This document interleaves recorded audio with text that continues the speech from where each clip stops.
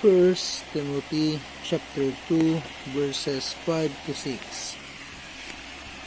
For there is one God and one mediator between God and men, the man Christ Jesus, who gave himself a ransom for all, this to be a testimony at the proper time.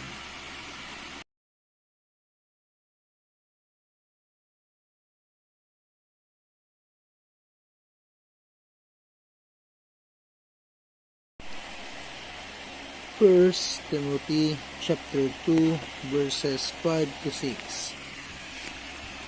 For there is one God and one mediator between God and men, the man Christ Jesus, who gave himself a ransom for all, this to be a testimony at the proper time.